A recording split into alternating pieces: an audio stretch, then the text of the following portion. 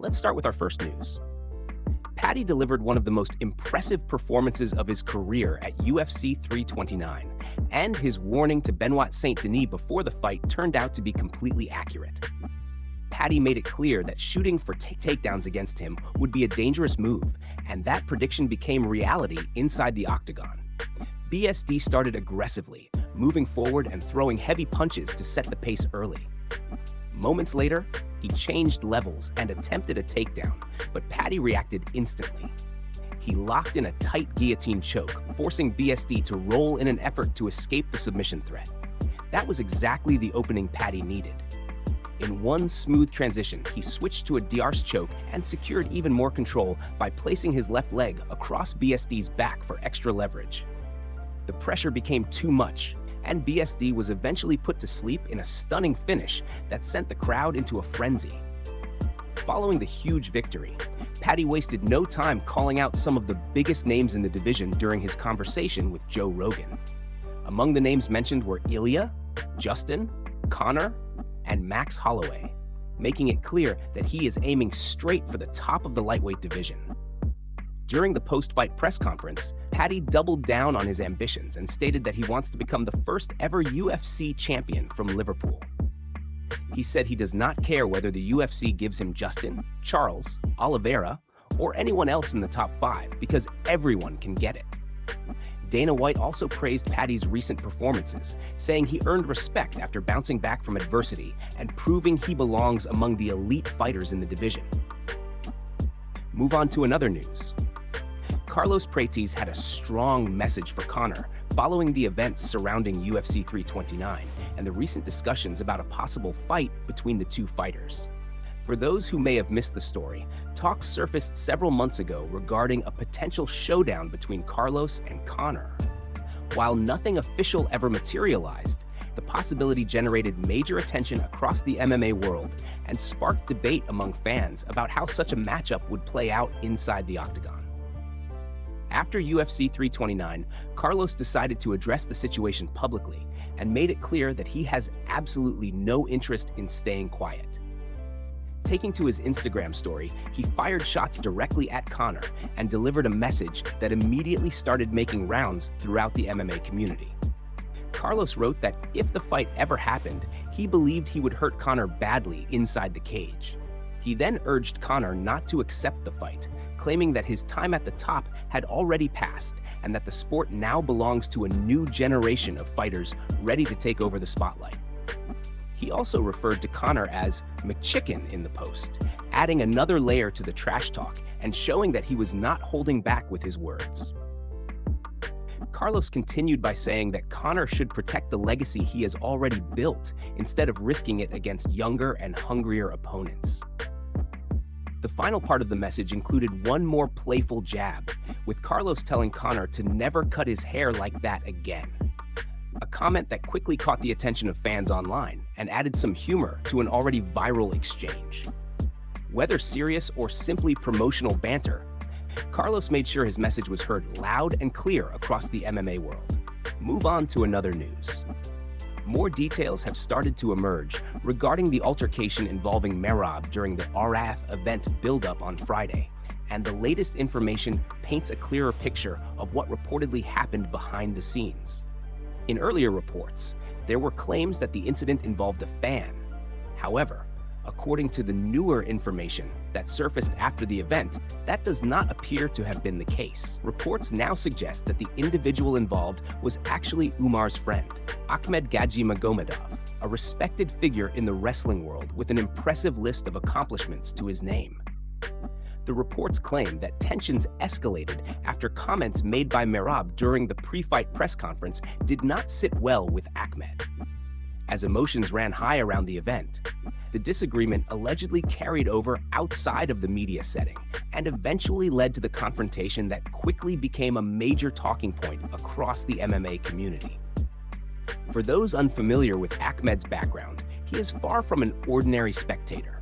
He earned a bronze medal in freestyle wrestling at the 2018 World Championships and also captured a gold medal at the 2018 European Championships, establishing himself as one of the more accomplished wrestlers associated with Umar's camp. Following the initial reports, additional footage of the incident began circulating online. The newly released videos reportedly provide a much closer angle of the exchange and have sparked even more discussion among fans attempting to piece together exactly what took place during those moments. As expected, social media reacted immediately. Clips spread rapidly across multiple platforms, with fans and analysts offering their own interpretations of the incident and debating who was responsible for the situation escalating in the first place. Since the altercation became public, Umar also addressed the situation online. He reacted to the incident and appeared to take several shots at Merab's character through social media posts, adding another layer to an already heated rivalry between the two camps.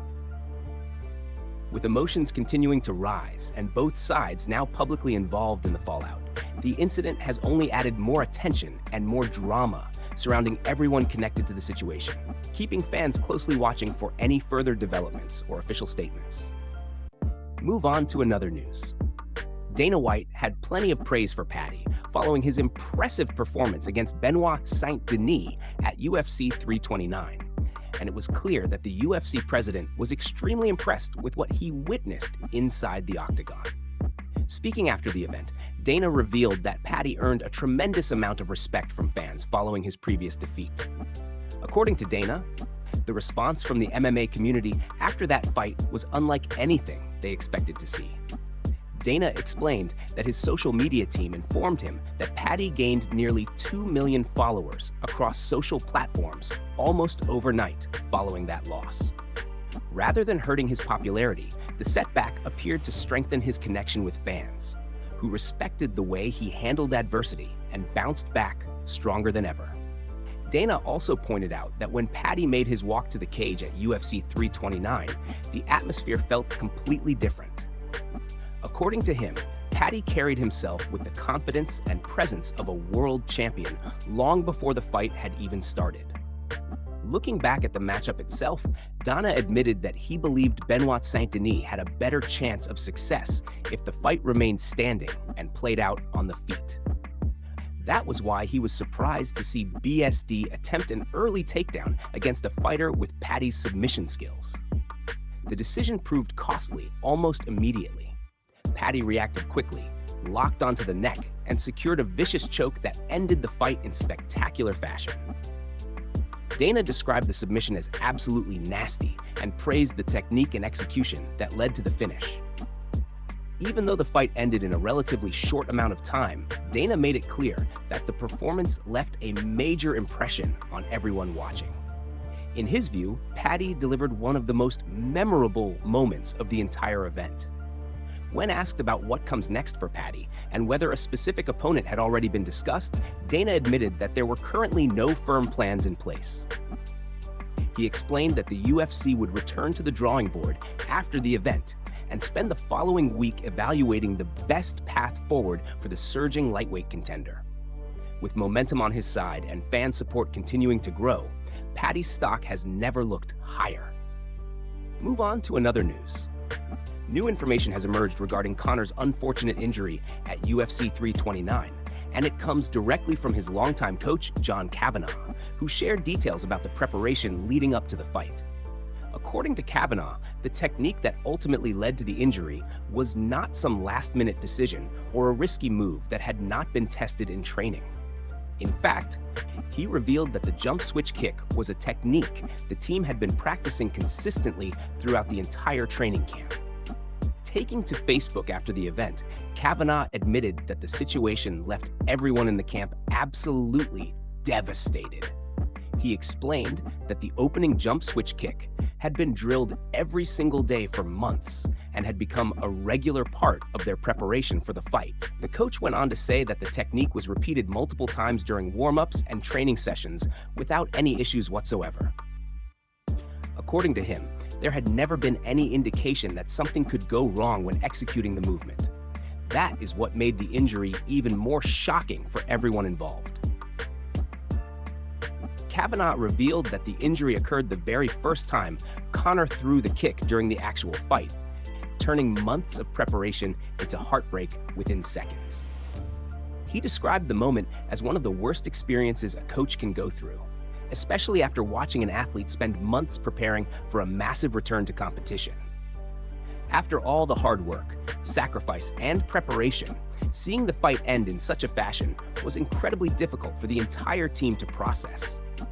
Despite the disappointment, Kavanaugh remained positive about the future and made it clear that the focus would eventually shift toward recovery and spending time with family following the emotional events surrounding UFC 329.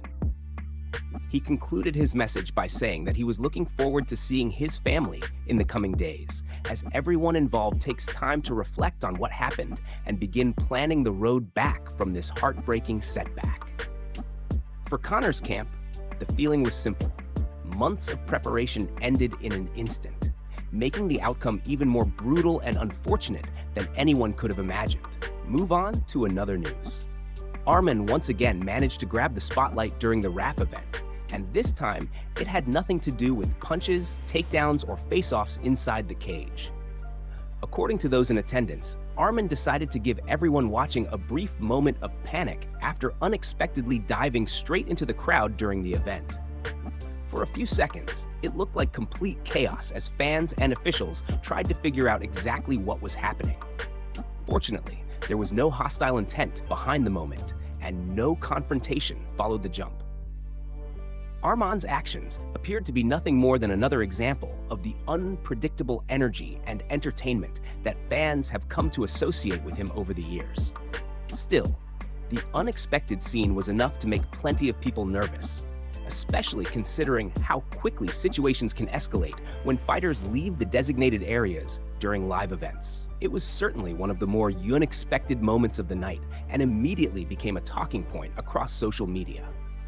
Despite the brief chaos, attention quickly shifted back toward what lies ahead for Arman inside competition.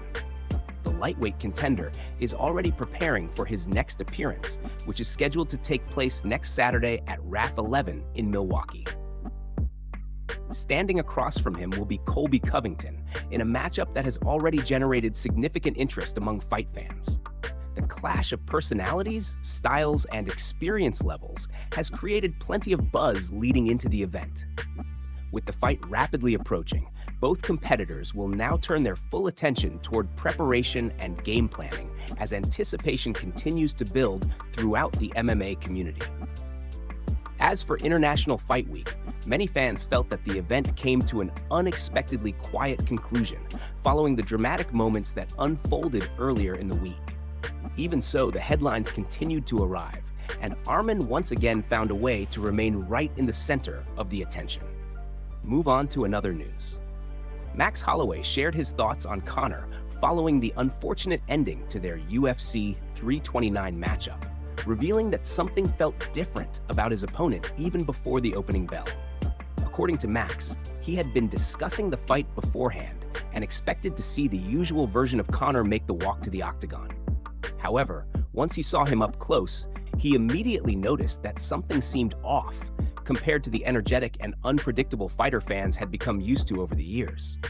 Max explained that Conor still looked ready to compete, but he did not display the same intensity, aggression, or wild energy that had defined many of his biggest moments.